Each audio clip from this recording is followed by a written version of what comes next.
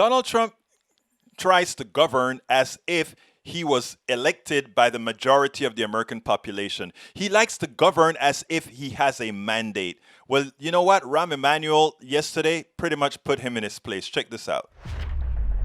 One thing that has not been brought up, George, President Trump never received the popular vote. And the idea that you would be nominating a person, not only did you not get the popular vote, it's impossible at this point, based on all the polling, for him to actually win the popular vote this time as well. And that is the tyranny of a minority. And the idea that he didn't have the votes, or that somehow he was elected to do this, as Senator Cruz says, no, he wasn't.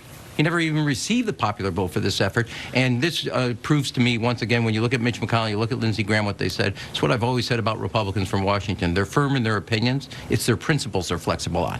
And this so does that merely justify keeping something like impeachment on the table? Does that mean I don't think that's the reason I reject that politics. And I understand the speaker. I would never underestimate her to look at all of her efforts and all her tools. But the idea of talking about impeachment as somehow retribution, that is what is corrosive to our political system, that somehow we have to one-up them. I actually think when you look at Ginsburg, one of the things people loved about her was even when she disagreed with Scalia, she had a friendship. And that's why I think one of the most iconic pictures of this week that's going to pay to Joe Biden's benefit is that picture where he elbow-bumped the gentleman in Minnesota who was protesting him, and he said, I will also be your president. That is the America people are yearning for, not the Mitch McConnell, Donald Trump. Even when we don't have a majority, we're going to ram something through and then destroy the fabric of this country. It's not in the spirit of what Ginsburg-Scalia's friendship was, which people yearned for and admired. Even when they disagreed, they heard each other. That's what President Clinton talked about, and that's why that picture of Joe Biden, Minnesota, will stand the test of time.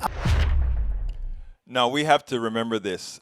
This stuff about the Electoral College being able to elect a president with a minority of the American citizenry, somehow, even if we can't change it constitutional, we're going to have to effectively change that. Right now, we begin this year by saying we must have landslide victories, and having landslide victories, that can be mitigated. But in the long run, it must be changed. It's not a democracy. There is absolutely no reason to have an electoral college that's electing people. And I tell you something, it's even deeper and worse, that so many senators from small states have a power much greater than a population that they are governing. So we should, there is an institutional change that needs to occur in the long run in America. It simply doesn't work with the current population distribution in this country. And what it does is it disenfranchises the vast majority of American citizens. So in the short term, there's not much that can be done.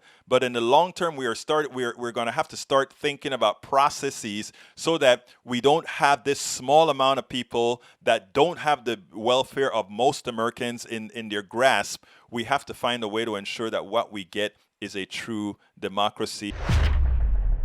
I'm Egberto Willies, host of Politics Done Right, an independent news program. I post several news videos of interest every day. I ask you so kindly to subscribe to my channel, and please leave me some comments. Thank you very much.